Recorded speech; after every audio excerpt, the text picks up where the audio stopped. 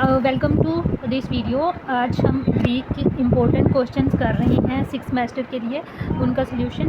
Question number 1 आपके लिए है कि ये जितने भी सेंटेंसेस हैं इनको ग्रीक में ट्रांसलेट करना। First sentence, I want to read the good books, he might come, I was being loosed, let the kingdom come, having been seen, I was called. I want to read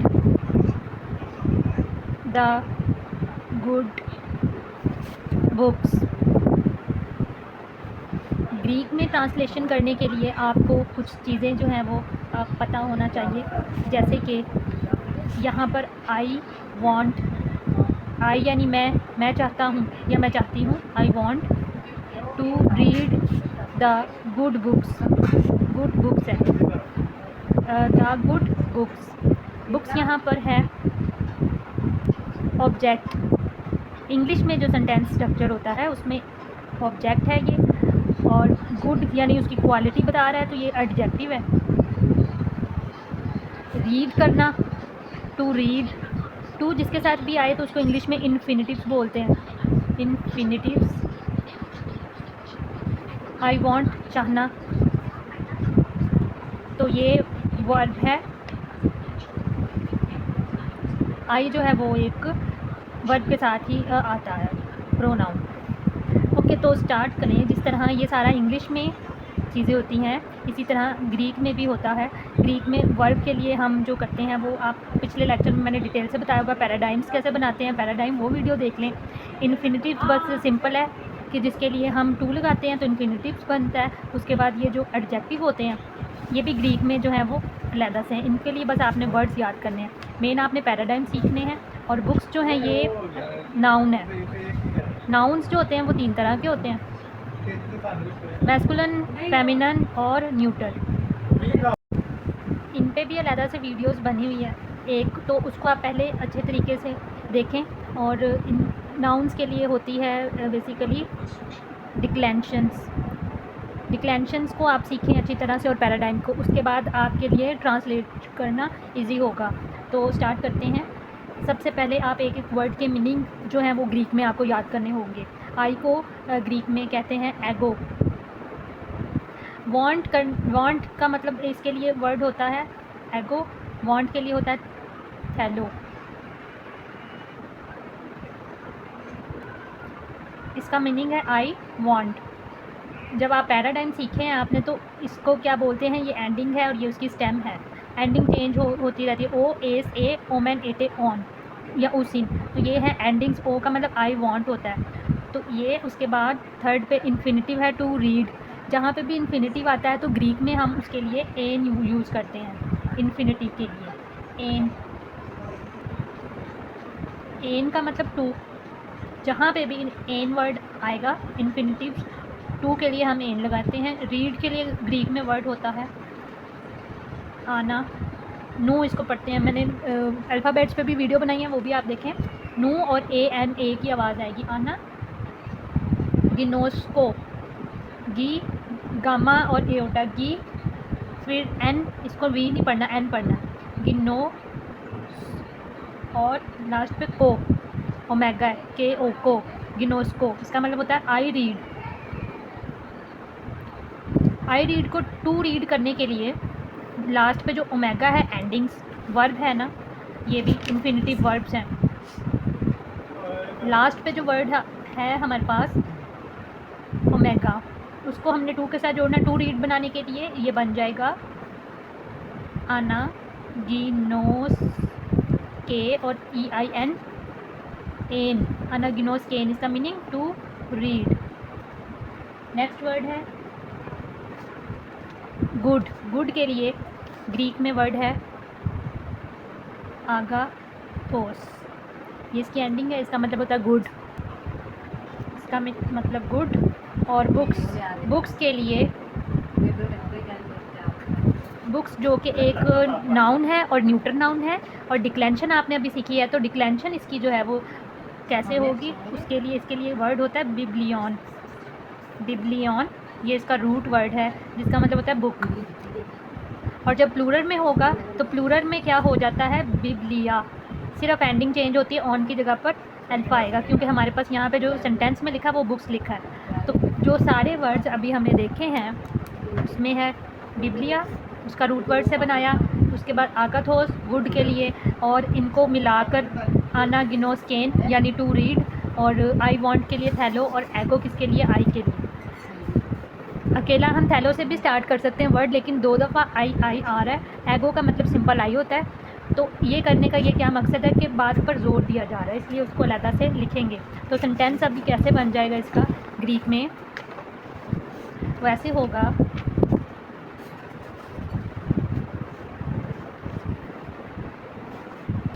इन सब words को इकट्ठा करके लिख देना है। सबसे पहले एगो, आई, थैलो, वांट, टू रीड के लिए आना, गिनोस केन, टू रीड, दा बुक्स, दा के लिए ग्रीक में आर्टिकल होता है टा, टा, गुड बुक्स, गुड के लिए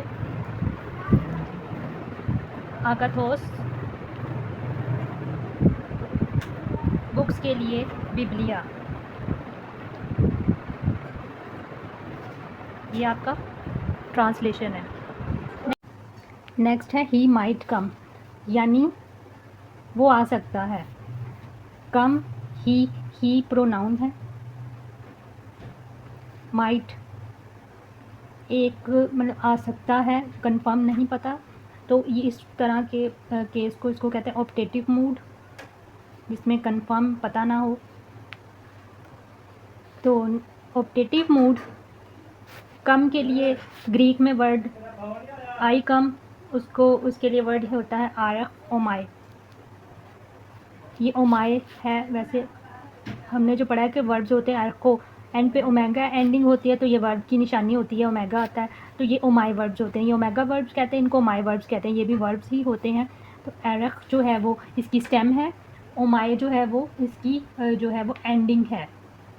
तो जब इसको बनाएंगे हम ऑप्टेटिव मोड में जाएगा, तो वो पास्ट जैसा ही होता है, एरस्ट जैसा ही होता है। उसमें एक तो ऑगमेंट आता है, इसको ऑगमेंट बोलते हैं।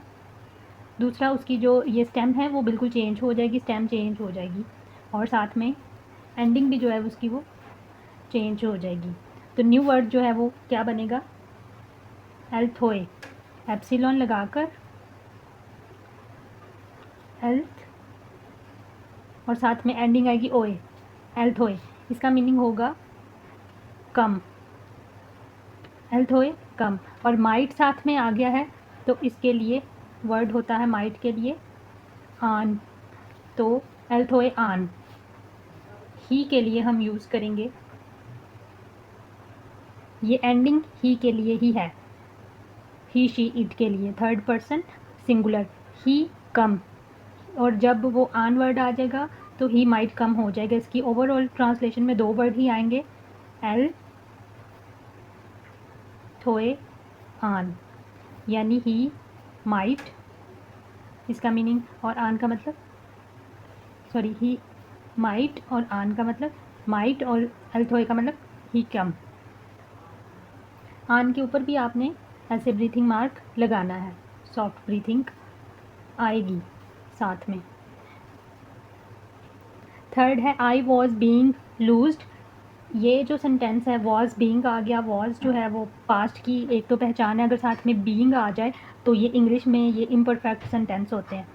एक परफेक्ट होते हैं, एक इम्परफेक्ट होते हैं, और ग्रीक में भी ये इम्परफेक्ट होते हैं टेंसेस। और इनकी पहचान क्या होती है, ये भी एरस्ट जैसे होते हैं, इनमें भी जब वर्ड बनता है तो चेंजिंग्स आती हैं।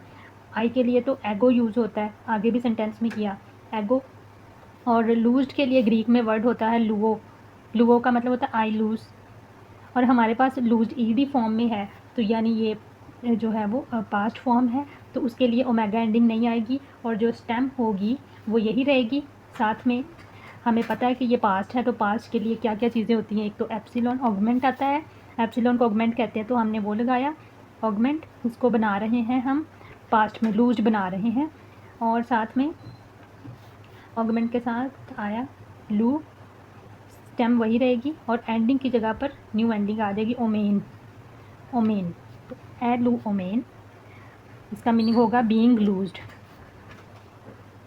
ये भी एंडिंग है और ये है पैसिव की एंडिंग। पास्ट में जो इम्परफेक्ट पैसिव होता है उसकी एंडिंग है। अगर ये आपने सीखनी है तो इसके लिए मैं सेपरेट लेक्चर बना दूंगी। फोर्थ है let the thy kingdom come. Let thy kingdom come. Thy का मीनिंग ये इंग्लिश में ही इसको यू कहते हैं और यहाँ पे सेंटेंस के मुताबिक योर आएगा। लेट योर किंगडम कम के तेरी बादशाही आए। और इसके लिए हम किंगडम के लिए वर्ड जो है वो ग्रीक में होता है, इसको बोलते हैं बा सी, सिग्मा और आयोटा सी और लिया, बासिलिया। इसका मतलब होता है किंगडम। और साथ में योर के लिए ग्रीक में ये प्रोनाउंस होते हैं, इनके लिए यू होता है। यू का मतलब होता है सू मीनिंग यू, ये आपने याद कर लेना है। हमें योर बनाना है तो वो बन जाएगा SOU, इसका मीनिंग होगा योर सू बासिलिया। और लेट इट कम, वो आए, उसकी बादशाही आए। तो लेट इट कम को ग्रीक में कहते हैं, यानी आप किसी चीज़ को कह रहे हैं कि वो आए तो आप एक फोर्स कर रहे हैं। और लेट इट कम को हम कहेंगे, कम के लिए एक वर्ड आगे देखा हमने आरफ होमाए, कम। यही वर्ड यहाँ पे हम यूज़ करेंगे, आरफ होमाए वर्ब्स हैं। और इसको जब लेट के साथ मिलाकर ये हुक्म दिया जा रहा है कि या फोर्स किया जा रहा है तो इनको बोलेंगे, इस तरह के सेंटेंसेस को बोलते हैं इम्पेरेटिव सेंटेंसेस ग्रीक में। और इन सेंटेंसेस की जो है वो अलग से पहचान होती है। इम्पेरेटिव में भी ऑगमेंट आएगा, हर सेंटेंस में आता है, तो इसमें ऑगमेंट लगाएंगे। सबसे पहले आर्फ ओमाए को बनाएंगे हम। यहाँ पर जब इसको बनाया था, चेंज किया था, तो एल्थ बना था, तो यही स्टेम हम यूज़ करेंगे। जब पास्ट में जाते हैं तो ऑगमेंट आया और साथ में एल्थ बन गया। और साथ में एंडिंग्स लगेंगी इम्पेरेटिव की, वो होती हैं एप्सिलॉन एटा और ओमेगा एटो, एल्थ एटो, ये आपने याद कर लेनी है, इसकी एंडिंग्स होती हैं। तो इसका मीनिंग होगा लेट इट कम या लेट कम, एल्थ एटो। अब इन सबको इकट्ठा करके वर्ड्स को लिखेंगे तो सेंटेंस ग्रीक में क्या बनेगा, ये बनेगा एल्थ एटो, यानी कि लेट इट कम। हे जो है वो आर्टिकल है, बासिलिया के साथ आता है, बासिलिया यानी kingdom. Let it come kingdom, और सू का मतलब होता है your kingdom, let come your kingdom. तो ग्रीक में हम सू को ऐसे लिखेंगे लास्ट पे, सू मीनिंग यू से योर, सिग्मा और यू होगा तो उसका मतलब यू होगा। योर बनाने के लिए SOU लिखेंगे, ये इसकी ट्रांसलेशन है। 5 वाला है having been seen I was called. इसका ग्रीक में होगा ब्लैफ, इसको फाई आना था यहाँ पे, ब्लैफथेस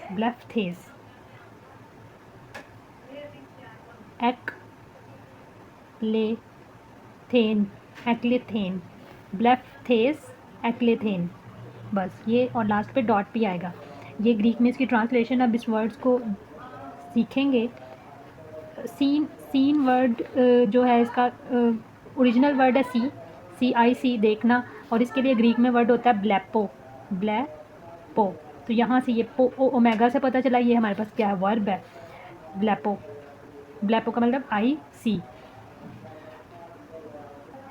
इस वर्ड को ब्लैपो जो है IC, इसको हैविंग बीन सीन बनाने के लिए, हैविंग बीन सीन देखा जाने के बाद, एक पैसिव वॉइस है सेंटेंस। और ग्रीक में जो पैसिव होता है उसकी पहचान होती है थेटा। जब किसी वर्ड में थेटा आ जाए इसका मतलब कि वो पैसिव है, या आप इस सेंटेंस को देखकर पैसिव है तो हमें इसमें थेटा ऐड करना है। स्टेम उसकी वैसे रहेगी। और ब्लैप लिख लिया, ब्लैप, ये हो गई स्टेम, साथ में ऐड कर दिया थेटा। अभी लास्ट में रह गई उसकी एंडिंग, वो आती है एस एंडिंग आती है इसके लिए, पास्ट के लिए, और इसके बन जाएगा ब्लैपथेस। अभी जहाँ पर भी पाई और थीटा मिलता है तो इसकी वजह से जो पाई है उसकी जगह पर पाई लिख देते हैं जब भी थीटा के साथ आएगा, तो वर्ड बन जाएगा ब्लैफ ब्लैफ ब्लैफ बनेगा, फे की आवाज़ आएगी और साथ में आएगा थेस, ब्लैफ थेस। हैविंग बीन सीन, अभी नेक्स्ट इसका मीनिंग होगा having been seen. Next I was called, calling के लिए जो है वो कॉलिंग के लिए किसी को कॉल करना या आई कॉल बुलाना, उसके लिए ग्रीक में वर्ड होता है कालेओ, आई कॉल, क्योंकि ओमेगा आ गया उसका मतलब आई कॉल होगा। अभी इसको करना है आई वॉज कॉल्ड, ये भी जो है वो एरेस्ट में जाएगा पास्ट में, उसके लिए हमें पता ऑगमेंट लगाते हैं, तो एप्सिलॉन लगाया, स्टेम जो है वो इसकी चेंज होगी, क्ले बन जाएगा, ये है इसकी स्टेम और ये ऑगमेंट है, और साथ में ओ को ओमेगा को हटाकर इसकी एंडिंग्स जो आएगी वो थीटा के साथ आएगी, क्योंकि ये भी पैसिव वॉइस है, और थीटा और साथ में एंडिंग आएगी एन, तो एक्लेथेन बनेगा। तो ये आपने याद रखना, जहाँ पे भी थीटा आ गया वो पैसिव वॉइस है, तो ये दोनों सेंटेंस के जो पार्ट्स हैं वो पैसिव वॉइस है। एक्लेथेन का मतलब आई वॉज कॉल्ड। ओवरऑल जो इसका सेंटेंस है वो बनेगा ब्लेफ थेस एक्लेथेन, having been seen I was called.